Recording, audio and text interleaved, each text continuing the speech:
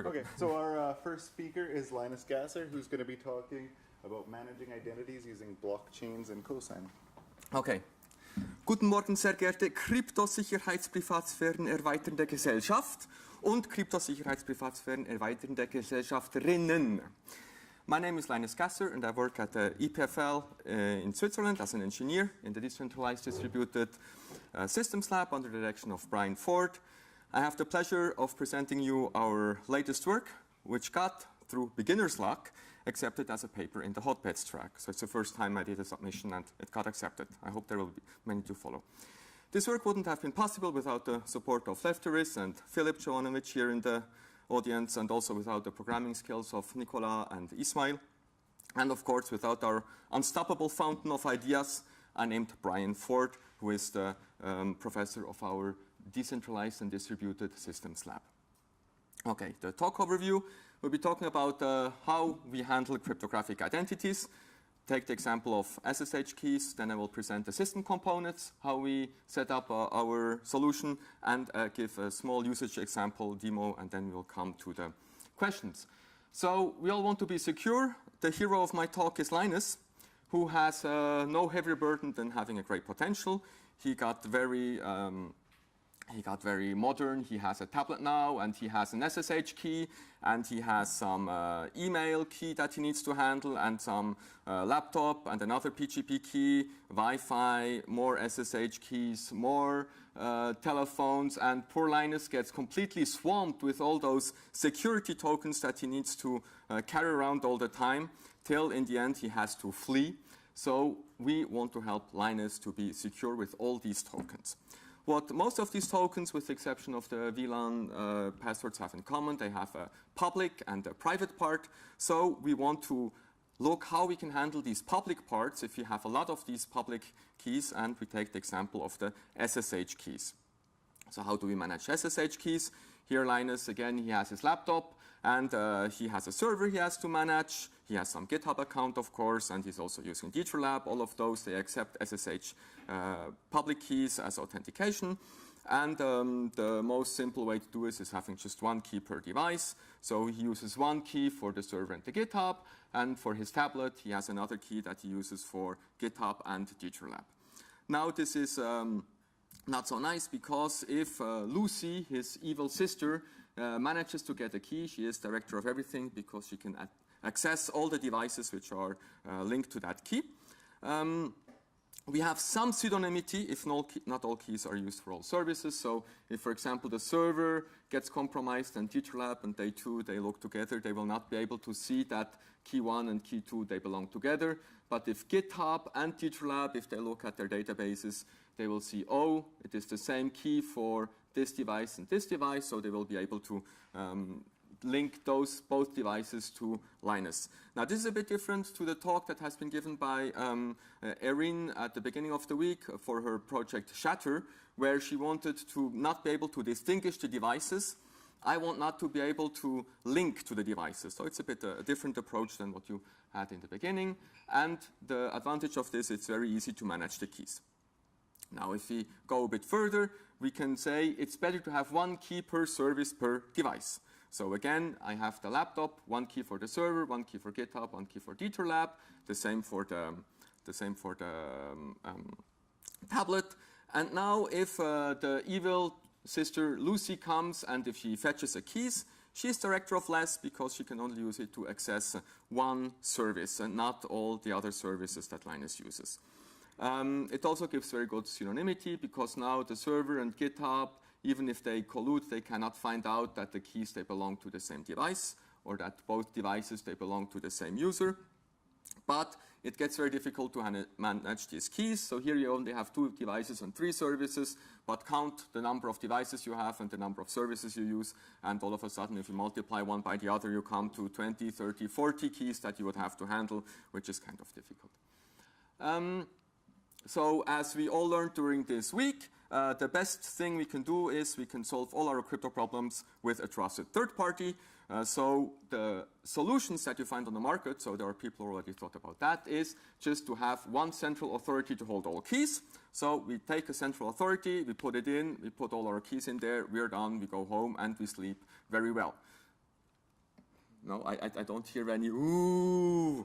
Okay, so you should say boo, because of course, if this trusted third party gets compromised, it's not very nice. So if Lucy gets to be in that central authority somewhere inside and add keys or exchange keys, well, that's not very nice, and we get very fast compromised.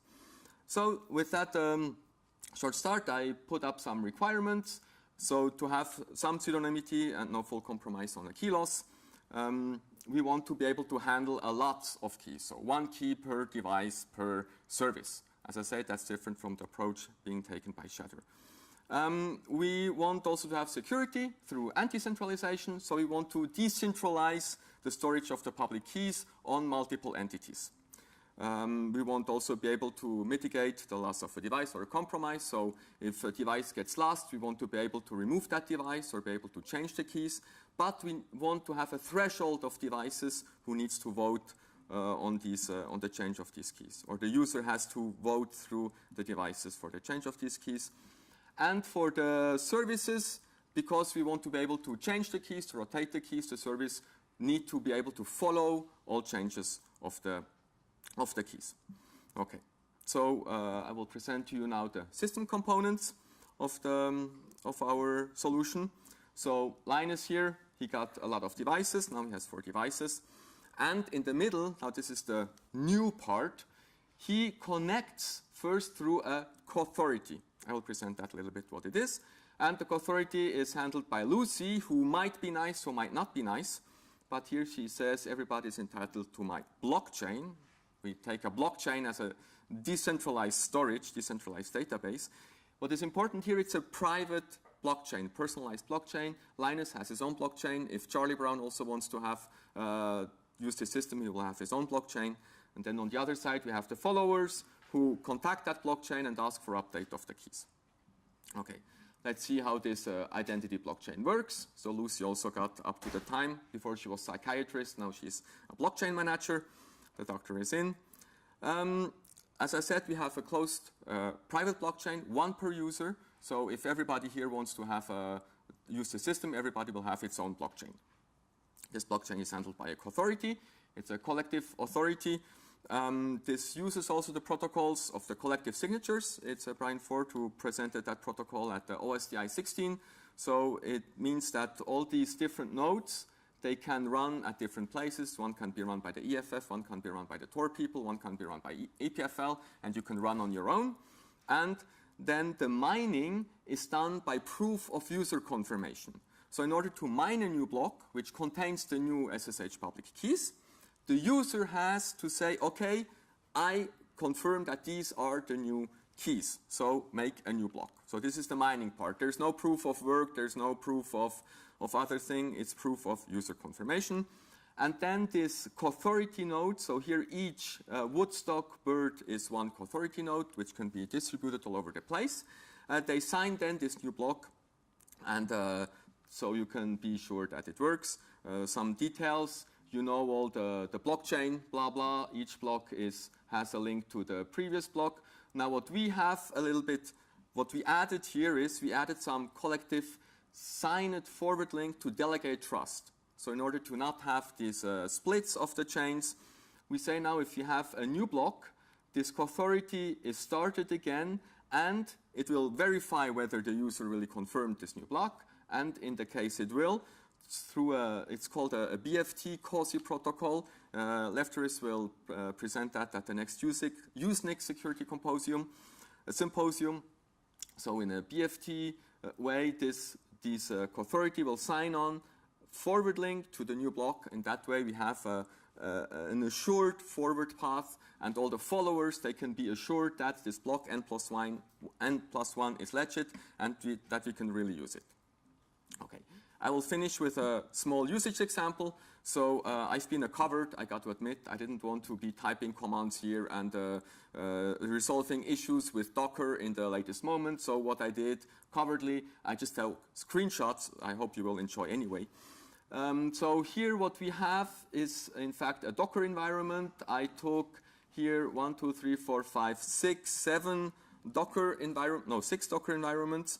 So on the top parts, I took 3 Dockers for the 3 devices. I suppose Linus has 3 devices. In the middle, I took a Docker for the authority. So usually, the authority nodes, they run in separate places. Like I said, one could be here in Germany, one could be at DPFL in Switzerland, EFF, whatever. Here for the experiment, I put them all in the same place, which is also possible. And then we have 1, 2 followers. So these are SSH servers who will follow the blockchain to see the updated keys. Okay, let's start this authority. You see some debugging messages saying, okay, success, which is always nice. And now with my tool, which is called CISC, I can create a new identity chain. As I said, every user will have his own identity chain. Here I need to give this group.toml, which gives information about which authority nodes to use. So I can create my own group.toml and then include whatever authorities are accessible to me. As I said, just choose a bunch of authorities you trust, and if at least 2/3 of the authority are okay, you won't have any troubles.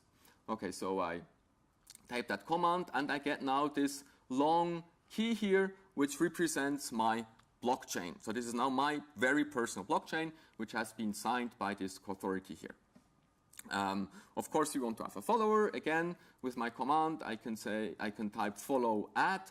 I need to give the same group file to give the definition of the authority, and then here I give the number of my blockchain, and I also start the same command sysc follow update, which will now periodically look whether there is a new key, and if it's a new key, it will write that to the .sh/authorized keys file. Okay, now what I want to do, finally, I can start SSH add follower 1. So I add that thing. You see that the authority here reacted and put up a new proposal, voted for it. And also the follower, he saw now that there is a new key for himself and put that into the authorized keys. And now from the device 1, I can SSH into follower 1 without having to do any password authentication or such. Okay, we have a second follower. We also let it follow the same chain. You see he doesn't write anything because I didn't add yet SSH key to go to him. I can add here a second SSH key for the follower 2. And now he also wrote 2 authorized keys, and now I could also SSH directly to that follower or use Git or use whatever you want to use. One device is not fun, we need a second device. So instead of ID create, I write ID connect to say I want to connect to that blockchain. But, of course, this does not connect me directly because the followers, everybody can follow, it's no problem. But if I connect as a device, I can change things. So in order for that, the first device needs now to vote on that. So I can vote on it. It tells me what I vote on. It tells me there's a new device. Do you accept that? Yes. And now the second device can also add an SSH key, but because it's 2 devices, I need to confirm with a vote the changes from the second device. So I confirm that vote here, sysconfig vote, and it tells me there's a new SSH key. Do you want to allow that? Okay. And now you see that the follower 1 here also wrote this new key in his SSH authorized keys. We want to have 3 devices. Again, ID connect. Now I put a threshold. Okay, I put a threshold of 2. So I vote on it. Yes. And the first device also has to vote on it. And now, if we do something like adding a key, we need to, if I do something like adding a key, we need to vote twice on it. If we have a compromise, if a device gets lost, we can remove it. So I can say type ID remove, and then a second device has to vote on it too, because we need a threshold of 2. And now, if the attacker says, I still want to re-add the key, because he got removed here, he will try, but it says didn't find signer, he has been removed. So like that, with a threshold of devices, I can always change that blockchain. So we did this for requirements. The next steps, first we have to congratulate Lucy, because all the crappy people in the world, they need an acclamation. What would we do without NSA? What would we do without the people who spy on us? We would have no work. So thank you very much, Lucy. some of the ideas of the next steps here. So including other keys and signing protocols. Again, I got a bit inspired by Erin also from her project. I think some of the things would be very nice. We thought of embedding that as a field in Conics, so then people would directly be able to follow the blockchain. And some other things to further pseudomize. And in fact, this blockchain has just key value pairs, so you can put whatever you want to in. If you have any remarks, questions, here's my email, and of course the code is on Authority, and you can find also the code for the moment is in a branch called HPETs 16, but I hope it will soon be merged into the master branch. Okay, that's it.